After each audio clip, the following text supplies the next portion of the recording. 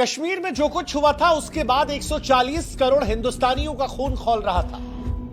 हर कोई यह जान रहा था कि अब कुछ बड़ा होगा और अब भारत ने पाकिस्तान को असली चोट दी है।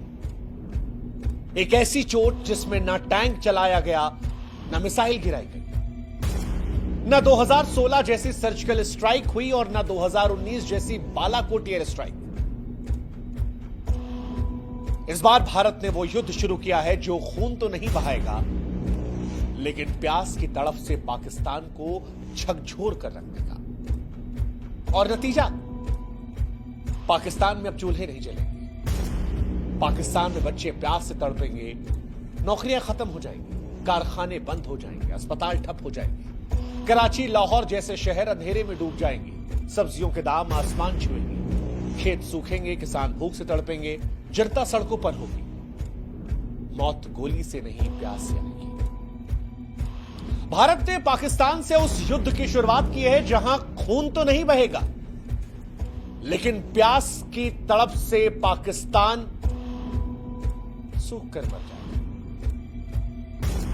क्योंकि इस बार वार वाटर स्ट्राइक से है। इंडिया वर्सेस पाकिस्तान में वॉर जो है वो वाटर स्ट्राइक की है। इंसाफ की धार में भारत का पहला प्रहार, वो प्रहार जो इतिहास में प्यास से लिखा जाएगा, वो प्रहार जो पाकिस्तान की रीढ़ पर ऐसा वार है जिसकी गूंज सदियों तक सुनाई पड़ी। पहलगाम में दरअसल जब पाकिस्तान समर्थित आतंकवादियों द्वारा हिंदुओं का नरसंहार हुआ तो यह भारत के सब्र का आखिरी बिंदु था।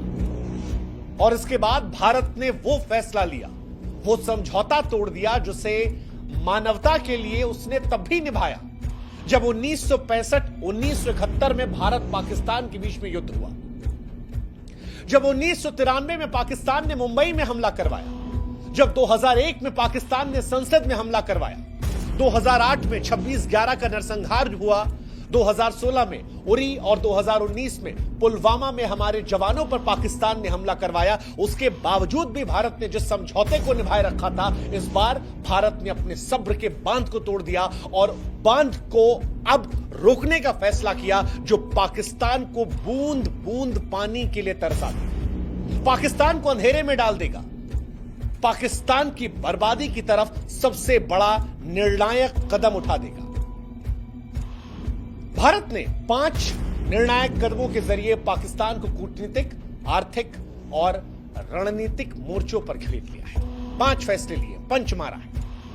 पहला, अटारी बॉर्डर बंद कर दिया है, जिसका मतलब है कि द्विपक्षीय व्यापार, यानी अब भारत से पाकिस्तान में कोई व्यापार नहीं, आवागमन बंद। वो जो बॉर्डर पर हिंदुस्तान पाकिस्तान करते थे वो सब खत्म। दूसरा, सिंधु जल समझौता, जिसे पाकिस्तान की जीवन रेखा कहा जाता है, उस पर प्रहार।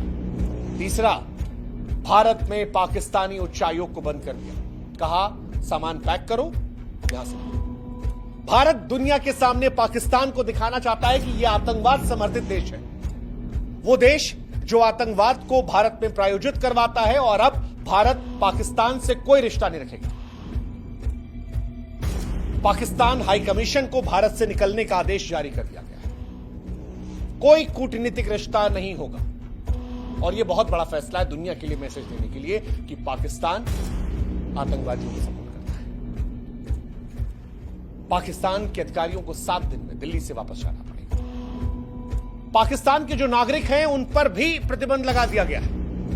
48 घंटों में उन्हें भारत छोड़ने का आदेश दिया गया है। जितने वीजा थे सब कैंसिल, अब कोई पाकिस्तानी हिंदुस्तान में नहीं आएगा।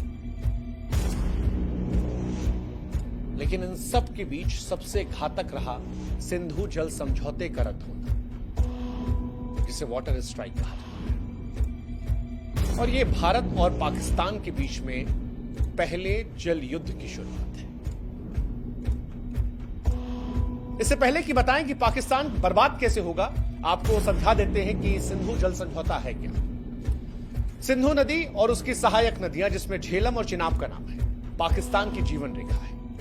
ये नदियां 4 देशों से होकर गुजरती हैं और 21 करोड़ से अधिक लोगों की जल आवश्यकताओं को पूरा करती हैं। 1947 से ही इसका विवाद शुरू हुआ था, लेकिन भारत ने तब दिल बड़ा किया और पंडित नेहरू ने साल 1960 में सिंधु जल समझौता किया। वो समझौता जो पाकिस्तान के लिए बेहद फायदेमंद रहा। पाकिस्तान को सिंधु, झेलम और चिनाब नदी का 80% पानी मिला। भारत को रावी, व्यास, सतलज का पानी मिला, जो टोटल पानी का 20% था। अब यह समझौता पाकिस्तान के लिए लाइफलाइन है। भारत ने, जैसा हमने कहा कि जब तमाम बार तनाव हुए तब भी इस समझौते को ब्रेक नहीं किया, क्योंकि यह समझौता पाकिस्तान को बर्बाद करने के लिए कहा। और अब जब भारत ने यह कदम उठाया है तो पाकिस्तान पर इसके विनाशकारी प्रभाव पड़ेंगे। कैसे, वो हम समझाते हैं। दरअसल पाकिस्तान की 80% सिंचाई सिंधु और इसकी सहायक नदियों पर निर्भर है। पाकिस्तान में खेती करने के लिए जो 93% पानी का उपयोग होता है वो यहीं से होता है।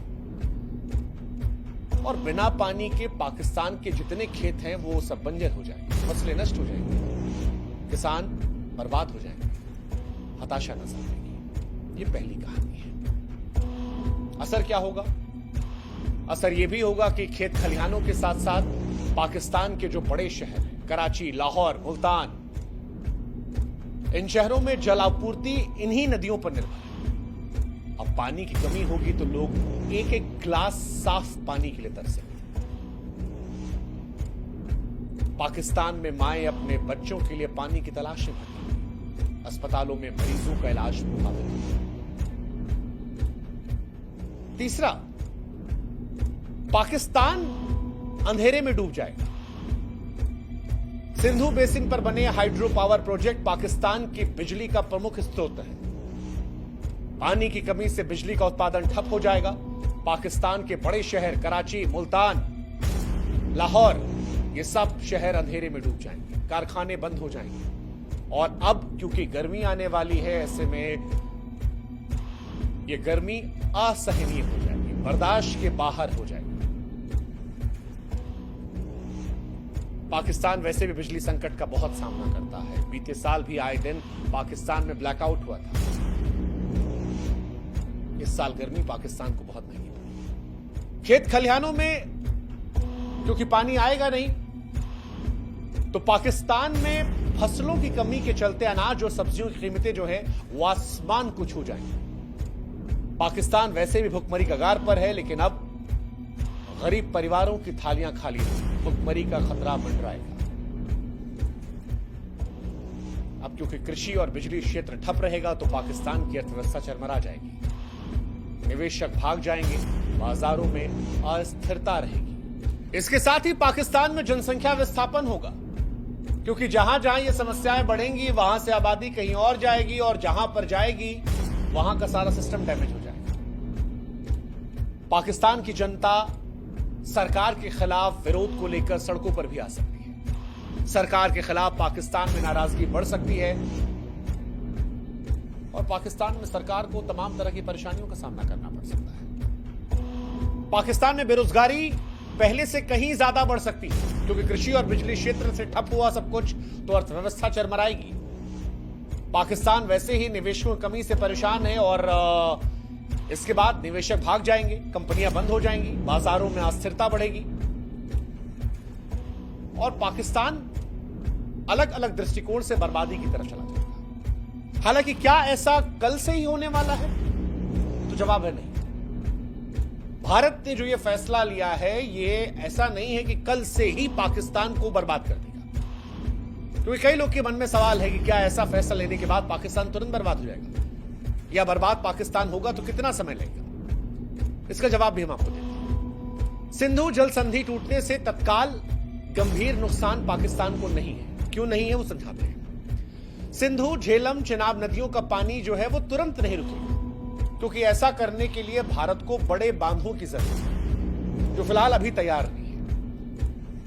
इसके अलावा पाकिस्तान के पास तारबेला, मंगल जैसे जलाशय भूजल है, जो कुछ महीनों तक कृषि, पानी, बिजली की जरूरतों को पूरा कर सकते हैं। एक, भारत ने फैसला आतंकवाद के दृष्टिकोण से लिया है, लेकिन पाकिस्तान भी इसके बाद छाती पीटने विश्व बैंक और अंतर्राष्ट्रीय समुदायों के पास जाएगा, मानवता की दुहाई देगा, आवाम को बचाने की अपील करेगा और अंतर्राष्ट्रीय समुदाय के जरिए भारत पर दबाव डलवाने की कोशिश करेगा। हालांकि भारत की सरकार ने जब यह फैसला लिया है तो वो इसके परिणामों से वाकिफ रही होगी कि क्या हो सकता है। तीसरा, पाकिस्तान बारिश या ग्लेशियर पिघलने से बच सकता है, क्योंकि ऐसा रहा तो नदियों में पानी बना रहेगा। पाकिस्तान जो छोटे छोटे नहरें हैं, जलाशय है, भूजल है, उनका इस्तेमाल करके तत्कालिक तौर पर परेशान नहीं हो, ये बात सच है। तुरंत खतरा नहीं है पाकिस्तान पर, लेकिन एक सच जो है वो ये कि हर पाकिस्तानी के दिल में भविष्य को लेकर डर रहेगा। पाकिस्तानियों में अनिश्चितता बनी रहेगी और जब भी लंबे समय में भारत पूरा पानी रोकने की क्षमता बनाएगा, तब पाकिस्तान में असली संकट है। खेती का संकट, नौकरी का संकट, रोजगार का संकट, बिजली का संकट, बर्बादी का संकट, भूख का संकट और इन सबसे चीखें। अभी यह सिर्फ डर है जो चुपके से पाकिस्तान में खरीद रहा है, लेकिन भारत ने कश्मीर के पहलगाम में जो कुछ देखा, जो कुछ सुना, जो कुछ जाना, उससे जो डर पैदा हुआ, जो गुस्सा पैदा हुआ, जो नफरत आई, उसके बाद मानो पाकिस्तान को स्पष्ट संदेश देने का मन बना है